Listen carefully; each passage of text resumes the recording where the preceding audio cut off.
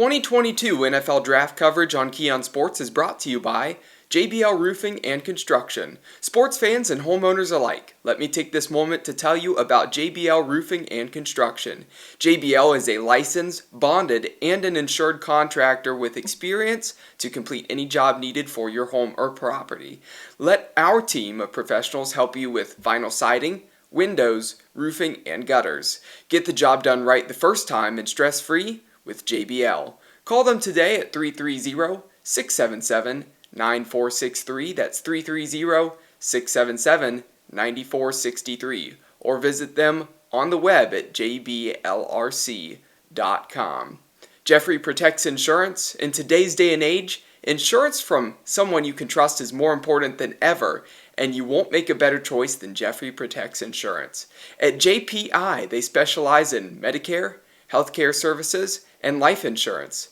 Visit them at jeffreyprotects.com or call them at 330-304-7267. That's 330-304-7267. Dave's Golden Shear Barbershop, a staple of the community since 1954. Dave's Golden Shear Barbershop has been your trusted barber for nearly a century of great haircuts. With affordable prices and excellent customer service, there is no better place to get your cut. It is located at 26915 Center Ridge Road in Westlake. And TNT Construction, your top choice for residential, commercial remodeling, construction, and building services, not only in Cleveland, but all of Northeast Ohio. Look them up today at tntcleveland.com. Thank you again, everybody tuning in to check out the top 3 prospects for the interior offensive line. Offensive guards, centers coming up. Tackles were yesterday. Again, everybody who's been watching, I want to thank you all for paying attention to the videos, reading the stories. After this one, defense begins tomorrow. Taking a look at number 3 for the interior offensive line. Number 3, Zion Johnson, Boston College. So Johnson is a guard who is very athletic for an offensive guard. He has this lean build, almost like a tackle type of build. He's just a natural player. Not overly aggressive. Again, he's not going to be known as a mauler and move bodies constantly, but he displays some really good stable body control, some clean mechanics, and despite the narrow build for a guard, again, he has really top-tier pass protection skills. So his physical defensive tackle gets into his body. Johnson's still strong enough to withstand. Again, he would be a perfect fit in a very pass-heavy offense. Player comparison for him, Laurent Duvernay-Tardif. Again, another thin frame, taller guy, really good in pass protecting sets. Spent quite a while with the Kansas City Chiefs, no longer with the Chiefs, but again, still just a talented guard. My projection for Zion Johnson, he'll be a first or second rounder. I expect that a team, again, that is a pass-heavy team that needs offensive guard, they're going to need to look his way early. He is maybe the best, if not one of the best, pass protecting guards in this entire class. Best fits for him, the Las Vegas Raiders, again, looking to continue to protect Derek Carr.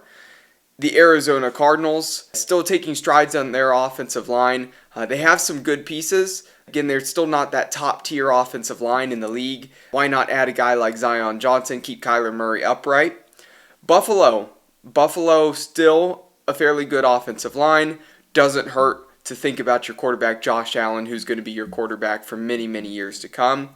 And then next one up, the wild card team, Miami. Now, Miami, they made a move, brought in Connor Williams, but again, I still think that they are developing on that offensive line. They're still pretty young in a lot of spots. Why not bring in a guy like Zion Johnson, who has a lot of ability? Whether it's Tua Tagovailoa starting at quarterback or you have another quarterback, whether that's this year or in future years, bring in Johnson. He's going to add something to that offensive line at left guard. Number 2, a center, Tyler Linderbaum of Iowa. And this guy is the real deal. He's about to be the next great center in the NFL. Mark my words on this one. Highly skilled, very polished, an athletic center, a former wrestler who plays really physical with really good leverage. Part of that has to do with the wrestling technique, the wrestling back history that he has. But he was in a run-heavy offense at Iowa and excelled. He's not the biggest center out there, but he did do well in that run-heavy offense. But his strength would actually be in pass protection. I think he's actually going to be best with a pass-heavy offense in pass protection. That's not what he experienced at Iowa, but he has the skill, the ability to do so. Fantastic on screens. A team that's pass-heavy, but they also run some bubble screens, little screens for the running back as well. That's going to be crucial because Linderbaum has the speed to get out into the open space, clear the path for the ball carrier. I really like the way that he moves and has some elite intelligence with the way he plays the game of football. Player comparison for him is Jason Kelce. Now, Kelce was a later round draft pick. Obviously, Linderbaum is going to likely be a first rounder here in this draft. But there are similarities in the way they play, and even though Jason Kelce was drafted much later, he's shown a lot of ability, had a lot of success in the NFL, has won a Super Bowl with the Philadelphia Eagles as well. Mentioned again, first round, don't know when it's going to be, whether it's early on or later on, but Linderbaum should be a surefire thing to go in the first round. If he manages to get to the second, somebody has a steal at center. Best fits for him, the Jacksonville Jaguars. They actually have some decent pieces at offensive guard around. They just need to get a talented center in there in the middle. The Philadelphia Eagles, I mentioned Jason Kelce. They don't really have a star backup for Jason Kelce. Kelce's days may be starting to come to an end here at some point. We'll wait and see on that. Perhaps they can bring in Linderbaum and he actually sits behind Kelce and then he gets passed the torch. Or perhaps they would go with Linderbaum right away, maybe look to make a move and make a trade and send Jason Kelce elsewhere. The Baltimore Ravens. The Ravens, pretty good offensive line in some pieces, in some ways, but I do think that they can still improve at center.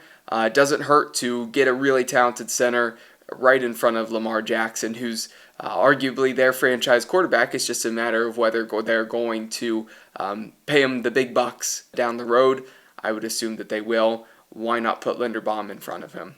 My wild card team, the Washington Commanders. And the Commanders really could continue to build on that offensive line. I think they've had a lot of weaknesses at offensive line in later history, but they're starting to maybe turn the corner.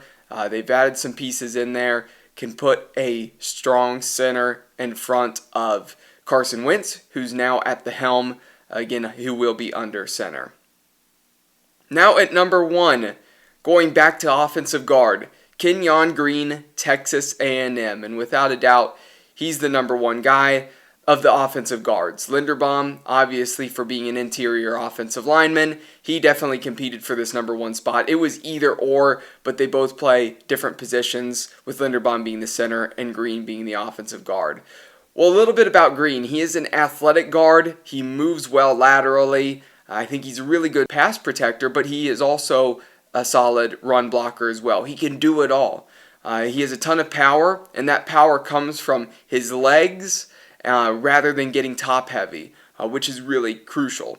The only thing is he can get a bit high and be straight up, allowing the defensive player to get into his chest, maybe drive him back. Overall, though, if Green can keep his leverage, it's ultimately going to help him out. Again, he can drive through his legs. Really the perfect combination of quickness, size, and he's really going to become an instant starter. I look at him as being a starting left guard. He could play right guard if needed. Left guard's where he was at Texas A&M, and I would expect he will continue to be at left guard. My player comparison for him, Elijah Vera Tucker, a recent prospect in the NFL draft. Getting a lot of ability there, could move. I would say Green's a little bit more athletic than Elijah Vera Tucker, but Vera Tucker was definitely the top guard last season. My projection for Green, he will be in the top 20. It's going to be somewhere in the first round. I don't know if he'll be able to creep up into the top 10. There's going to be maybe a quarterback or two that sneaks off the board in that top 10. Wide receivers are going to be coming fast off the board. A lot of defensive talent in this class as well. But Green will go somewhere probably in that 11 to 20 range. Best fits for him, The Pittsburgh Steelers still improving that offensive line. They have young pieces. They improved last year compared to the year prior, but they do need to continue to add to that offensive line. The Chicago Bears need to look to protect Justin Fields. Their line was not good last year. Yes, they had some injury issues, but they really need to add there. The Bears are definitely a possibility of maybe trying to get up there in that first round somewhere early on, snag Green. The Jacksonville Jaguars mentioned that they're still adding to their offensive line. They have some decent pieces here and there, but they're still improving, and they have Trevor Lawrence to protect. And then the last one, the wild card team, the Dallas Cowboys. I'm not sold that the Cowboys are going to go offensive line in the first round. They have a lot of other greater needs. Not one of their top priority needs, not in their top 4 or 5. But Connor Williams now in Miami. They now have an open guard spot, realistically. They could slide guys up the depth chart, but why not on an already pretty talented offensive line add another offensive guard? Green might be a really good fit in Dallas. It's probably the best fit of the teams that I have mentioned, but do I think they'll pull the trigger on it? No, I do not. But that does it for the interior offensive linemen. Again, not super deep in this class. There are plenty of players in this one, plenty of talent in the interior offensive line, but if you think that you can wait on another position group and you need to pull the trigger on an interior offensive lineman because it is a big position of need, these 3 guys, Johnson, Linderbaum, Green, will definitely make teams think about selecting a lineman early on. Thanks, everybody. Make sure to stay tuned as defense, we switch over to the other side of the football coming up tomorrow.